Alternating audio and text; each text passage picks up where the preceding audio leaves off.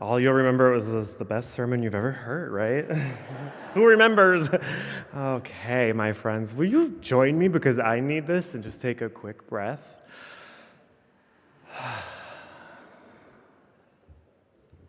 We need Lent. Oh, my Lord.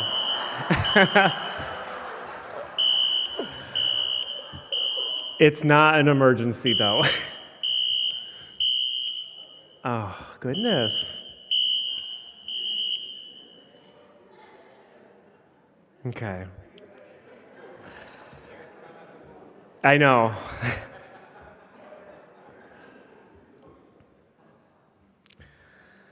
All right. So,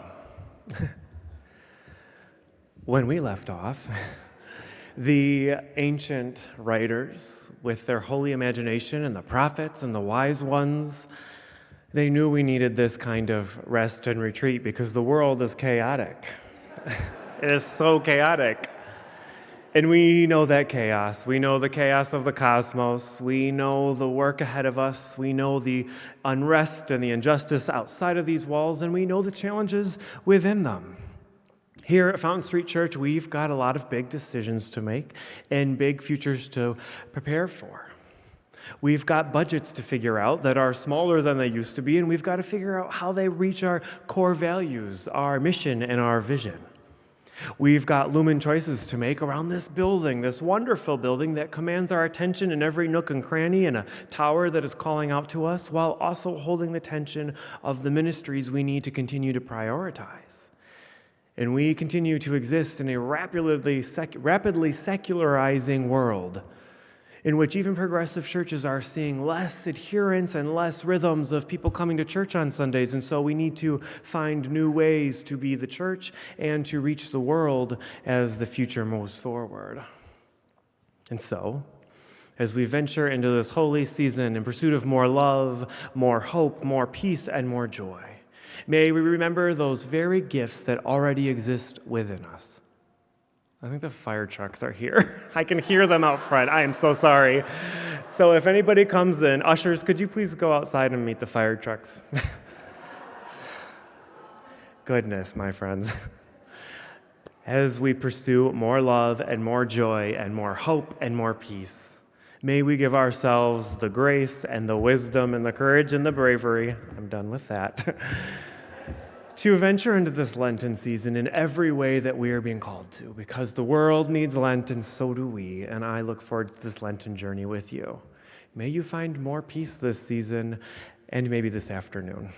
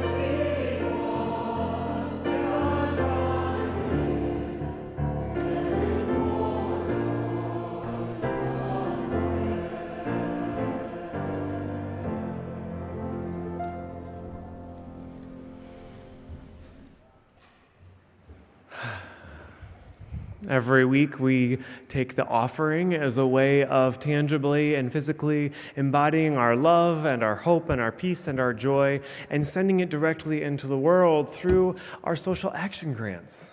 50% of the plate stays here to continue these ministries, to help us go into retreat, to help us continue to make this a place of stillness, a place that's a blessing in the chaos, a place of nurturing our cosmos. And the other half goes directly into the world through the social action grants that our social justice team distributes.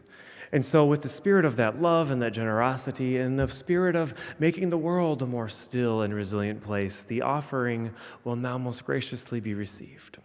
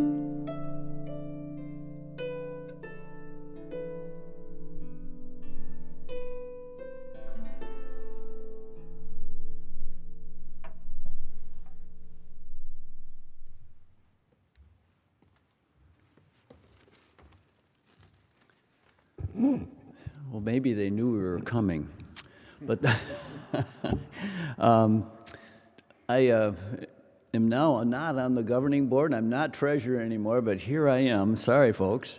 But I'm still chair of the stewardship committee, and Tim and I are here to talk about the 2023 stewardship campaign and our need to reach our goal, which is $600,000. So we're going to start with our new treasurer, which is Tim, and he's going to give us a review of our 2023 budget.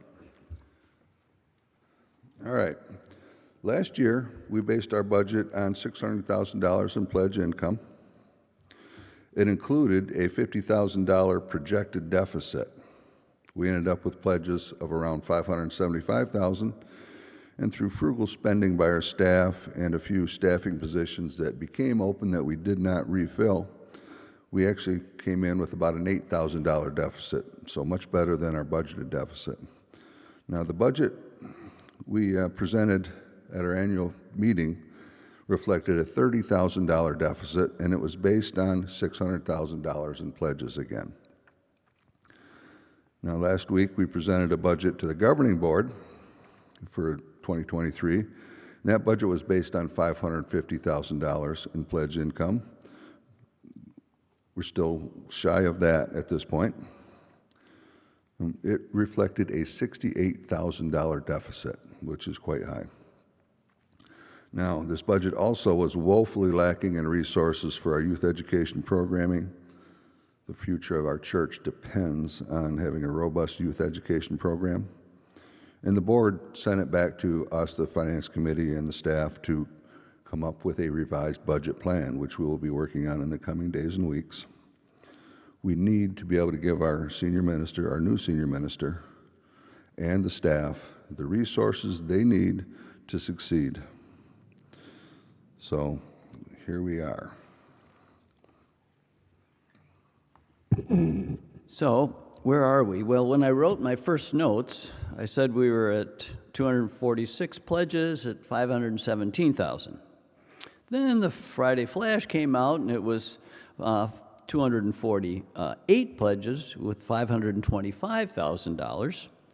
And then I just talked to Melissa, and I'm finding out that we're now at 249 pledges and 534. So we're moving, but we're not moving maybe as fast. Last year, as Tim said, we ended up with 275 pledges and 575,000. So those are the facts. So what can be done? Well, I can tell you that our stewardship committee is dedicated toward figuring out how do we gain more income, and we'll do that in lots of different ways. But the most important thing we do, of course, is pledging.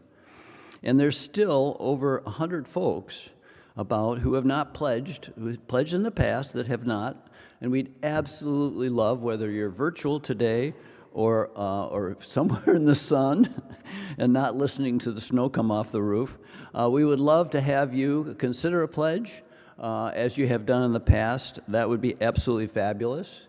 I would like to point out that the easiest way for people to pledge is to do an automatic payment from your bank or your credit card.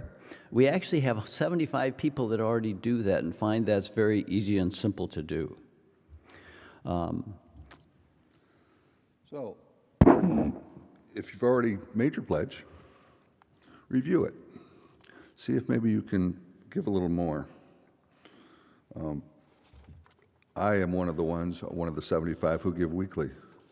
So if you paid your pledge, review it. See if maybe you can give a little bit weekly, bi-weekly, monthly, to add to what you're giving. Or other ways, if you have an income tax refund coming, maybe you can share a little bit of that with us, with the church, or any other unexpected financial gain. We need your help. I would be remiss if I didn't say thank you, thank you, thank you to all of you who have pledged. That's really critical. I mean, it is $534,000, and that's not a small amount. But why should you do it?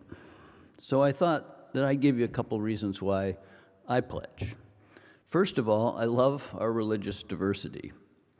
We accept atheists and agnostics and humanists and liberal Christians, plus all other practices. I think the one thing we have in common is we don't tell anybody else how to believe.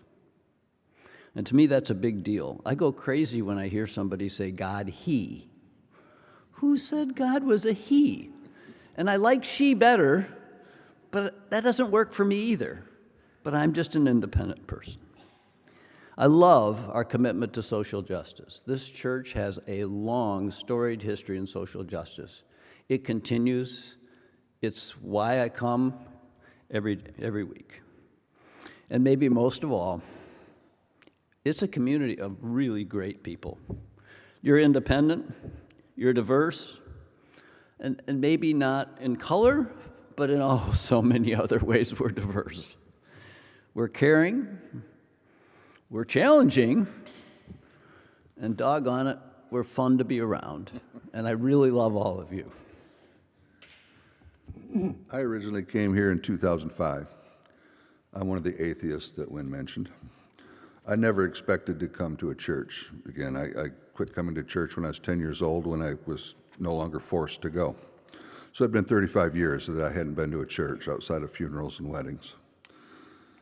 In the time I've been here, this has become my home. My social life is largely centered around this church and the people I've met here. All of you are my community, my family, and I give to this place because it has become that important to me, and I want to support it.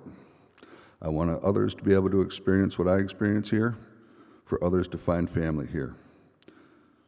Please help keep this church moving forward. This year and years to come, we cannot do this without you.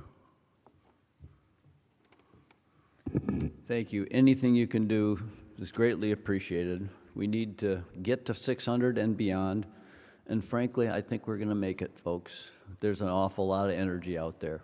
Thank you.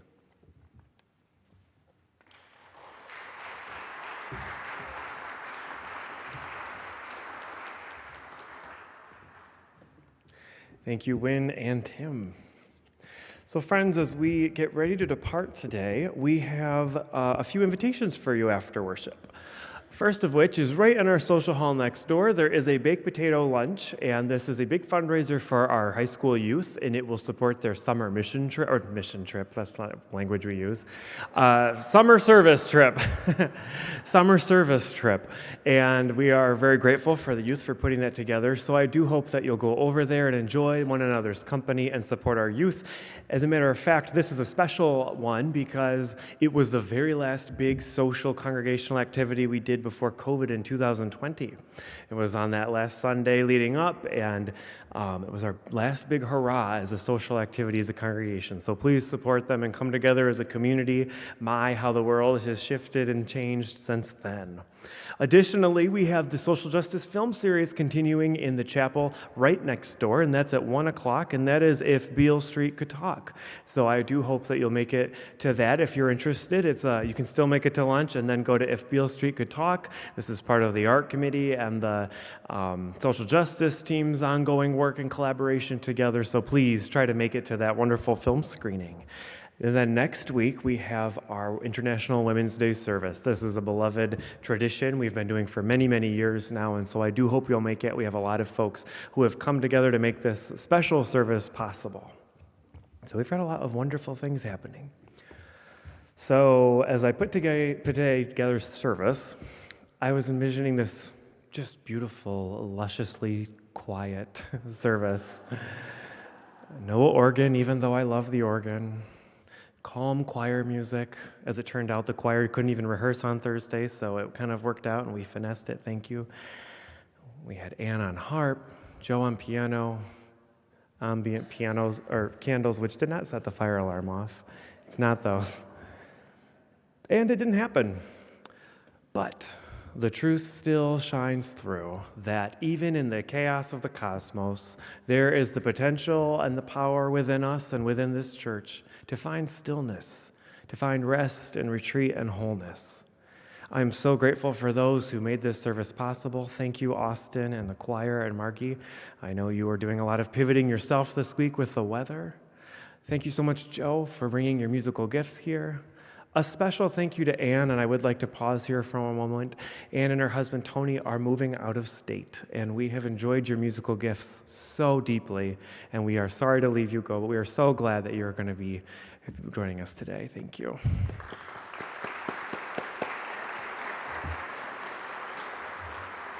Thank you, Ann. And thank you to each and every one of you who calls this your home, who still comes into this cathedral of love and this temple of peace in an attempt and in an effort and an embodied response to the noisy world out there. So, may you go forth in peace. May you go forth in resilience. May you find your core. May you be committed as a community to helping this church come back to its own core. And may the season of Lent be a season of blessing and love and growth for each and every one of us. May it be so. Have a good week.